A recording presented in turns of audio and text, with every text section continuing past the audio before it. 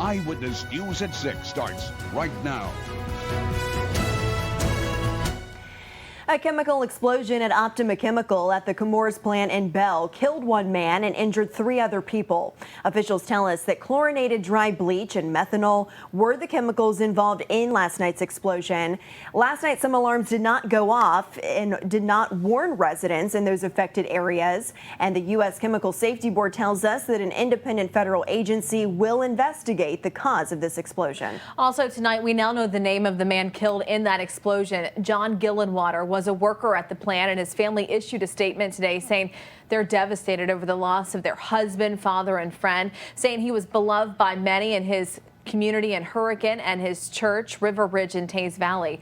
Going on to say his wife Tina and her children are surrounded by family and friends in this great time of need, calling what happened a tragedy. They go on to say that Gillenwater was the sole breadwinner for his family, and they're asking for prayers above all. A fund has also been set up for the family at City National Bank. We have team coverage of all of those angles tonight. Kenny Bass kicks things off at our live news desk with an exclusive Eyewitness News investigation into this explosion. Kenny. Hey, on this day after the fatal accident, we thought you should know which companies are located at the former DuPont plant in Bell and what chemicals they're handling. And what our investigation found ties directly to Optima Chemical and its failure to disclose the materials they were processing when the explosion occurred. When first responders rushed to the Optima Chemical site in Bell, plant firefighters were quick to tell them they were dealing with a problem involving chlorinated dry bleach. The lucky thing for us last night was that the Chemours Fire Brigade knew what the product was. It's a good thing the Chemours fire team was on the ball, because Eyewitness News has found that nowhere in the legally mandated Tier 2 emergency and hazardous chemical inventory shows that Optima was processing CDB. We were kind of surprised. We got there, had the chlorine smell, trying to figure out what it was. They did provide us with the data sheet on it, but we did not have that in our Tier 2 Has Collect system that the state operates, that we have access to. When you fill out the Tier 2 data, you send it into the State Emergency Response Commission. That goes onto the computer system. It was not there. The SARA Title III Act became law in 1986. Among several other things, it requires chemical companies to report their facilities' hazardous chemical inventory. In the 20-page report filed by Optima, there is no sign the chemical company was using chlorinated dry bleach in Bell. In a conversation I had with the commission president today and the plant folks, yesterday was the first day they had this product on that site. Sigmund says the investigation into the fatal accident will include why important information about Optima's hazardous chemical inventory was incomplete. In my education on the chemical process, the most dangerous times of any chemical process is start up and shut down. The takeaway for me is the concern is the first time they ever used a product, this happened. We're posting the latest public annual report of Optima to our website. That paperwork contains information about the chemicals Optima says it's processing in Bell. You'll see for yourself that Optima did not list chlorinated dry bleach as one of its materials. Also, repeated calls to Optima today were not returned to Eyewitness News. You can check out those reports on WCHSTV.com. I have them up for you in about 10 or 15 minutes, so give me a little bit and they'll be on there. Reporting live from the newsroom in Charleston, Kenny Bass, Eyewitness News. All right, thank you, Kenny. Multiple investigations are expected to now be launched into the cause of that blast. The U.S. EPA and the state environmental officials have already been on site today, and the Chemical Safety Board will send investigators as well. Bell firefighters tell us the deadly blast was apparently triggered by a problem during a chemical process by Optima, a tenant there at the Chemours property. The fire chief says that the explosion sent debris into a pipe that was carrying methanol and then resulted in that huge fire. The only thing I can tell you for sure, Bob, is that there was a representative from the EPA there last night with a criminal investigation. Not that anything is believed to be criminal with this. That's just the portion of the EPA that this gentleman represented. So I'm assuming EPA will have some type of role in this investigation. The blast was so forceful it tossed what appeared to be a heavy 10-foot-long section of a steel chemical tank across the plant, over a street and railroad tracks, and then onto US 60. It damaged cars that ran into it. One vehicle appeared to be a total loss, while another had a wheel and tire damaged, and another had what looked like part of an oil pan ripped away. There are many ways to alert people of a shelter-in-place emergency, but we have now learned that last night some of those alerts failed. Eyewitness News reporter Rachel Urbanski has been investigating why and joins us tonight in Bell with more. Rachel. When it comes to being alerted to different emergencies, we rely on many devices like our TVs or even our phones. But in a community like this, when they're so close, about a mile from that chemical plant, sirens are a big tip-off on when they need to check their phones or turn on the news to find out what exactly is going on. After last night's chemical explosion, many people are saying that they did not hear those sirens go off. And then we have some people saying that the sirens did go off, but a great deal after time had passed after they had felt that explosion. Kanawha County Commissioner Kent Carper says that they are aware of the problem and they are working to find out what went wrong with the sirens. For Tyler Smith, not hearing the sirens worried him. No sirens went off whatsoever. That's why none of us evacuated. We just stayed in our house and there was no sirens whatsoever. Is that concerning? That is a little concerning because we were left kind of in the blind. We didn't know what to do. Carper says that there were plenty of ways to be noticed, whether it would be a crawler on the bottom of a TV screen, social media, text messages, or on the news. Now, these sirens are tested monthly, and the ones here were tested at the end of November, and we're told that everything checked out. The sirens were working fine. So right now they are looking into what happened. They're checking the batteries, checking the devices, and those daily reports to see if they can find a solution. In Bell, Rachel Urbanski, Eyewitness News. All right, thank you, Rachel. That blast could be felt for miles around. Eyewitness News reporter Anthony Kahn picking up that part of the story for us today after talking to people who live there and felt that blast. Anthony? Yeah, a man who lives around here said that he hit the floor last night when he heard that explosion. It was that jarring.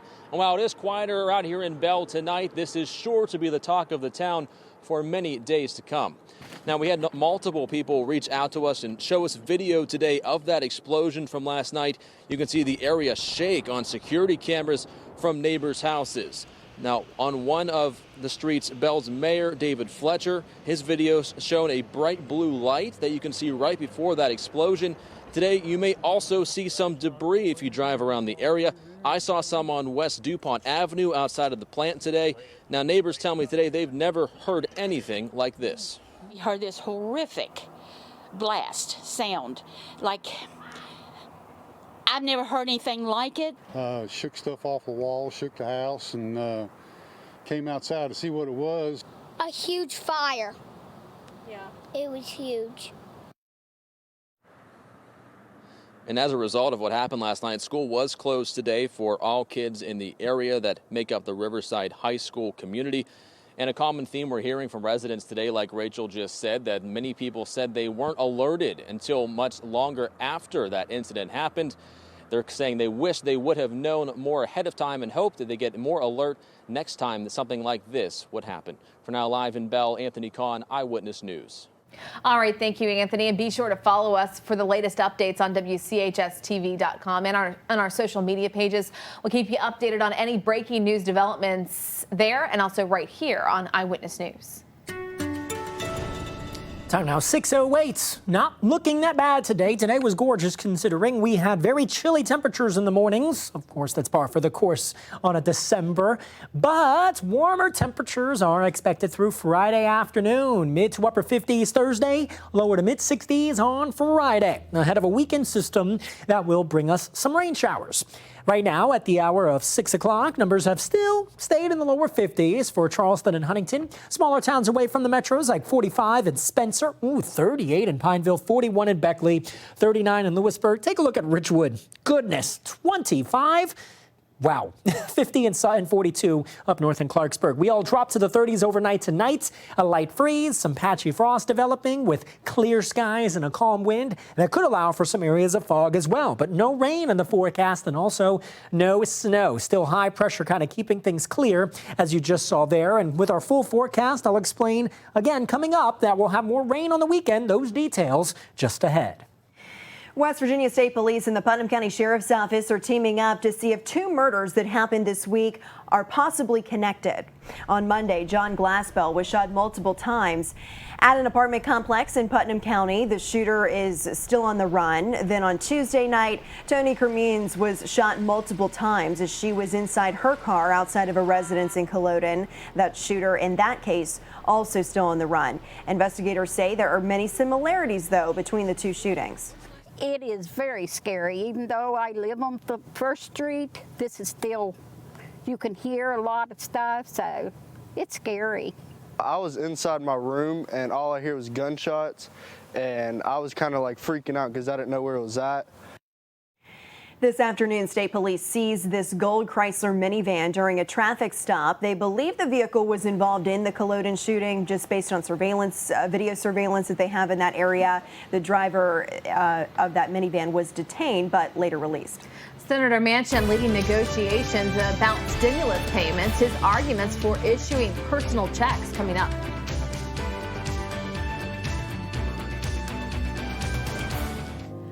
More than 900 people have now died in West Virginia from COVID-19 related symptoms, the largest number recorded in just the last 24 hours at 31 deaths. That's coming on the heels of another alarming rise.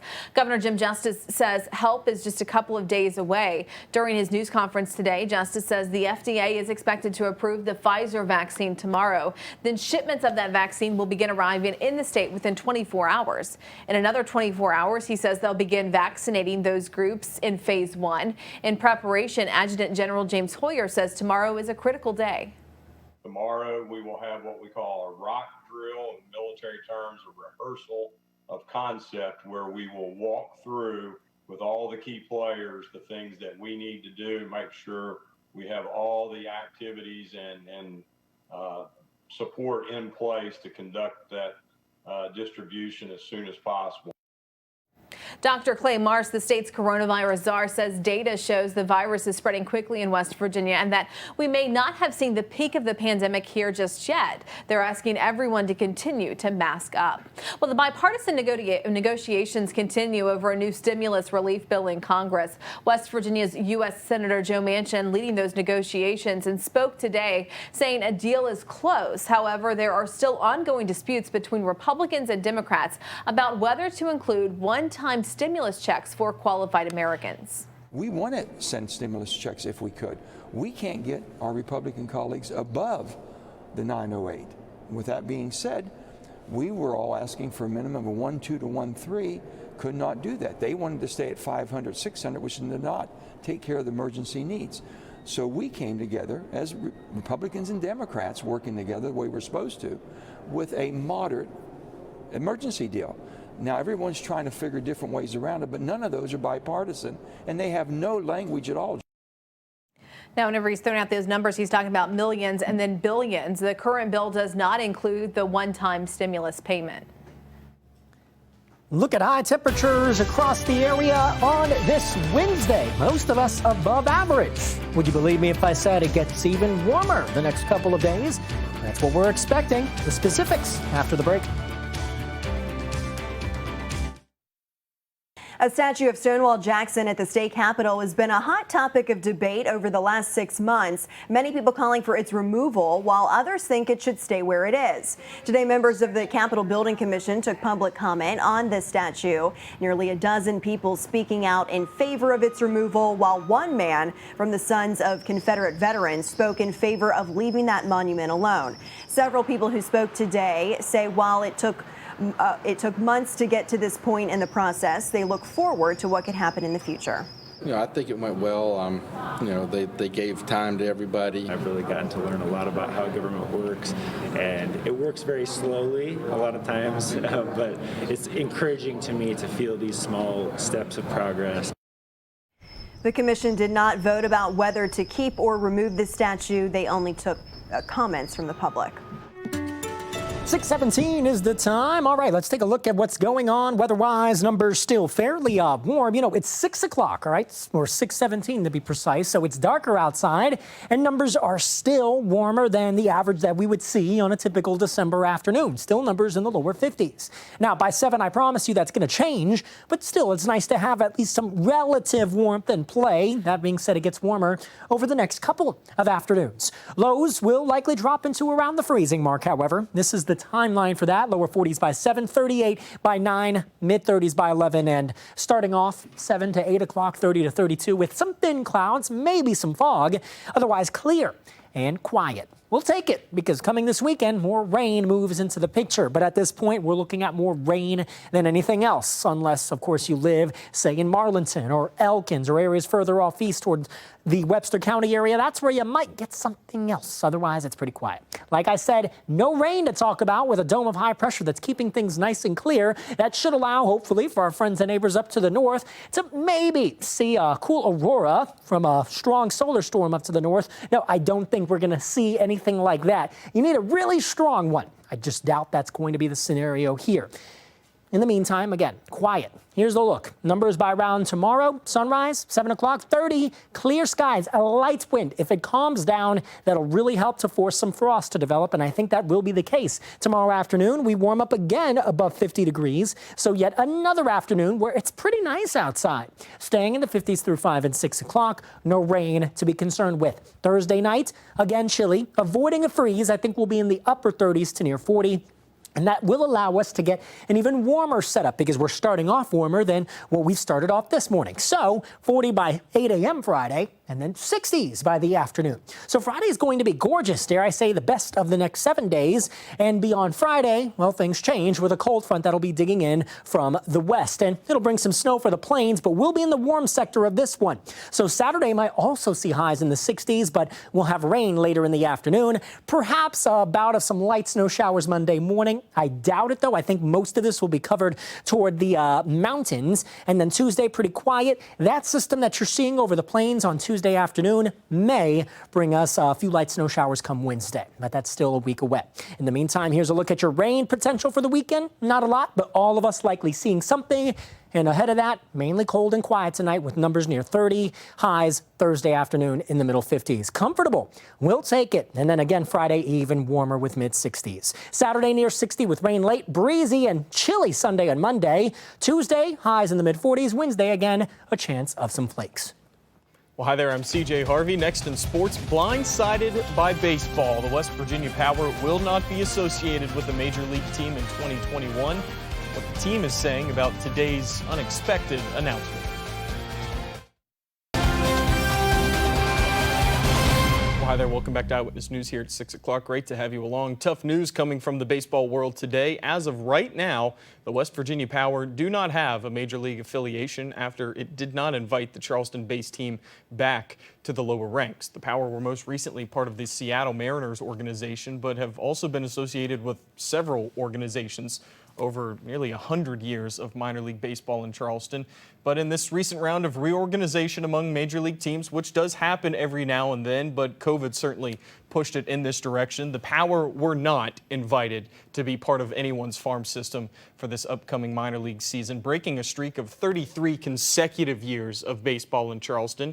I spoke with team officials today, and they were completely blindsided. That's how they put it. And here is the official announcement from the West Virginia Power ownership.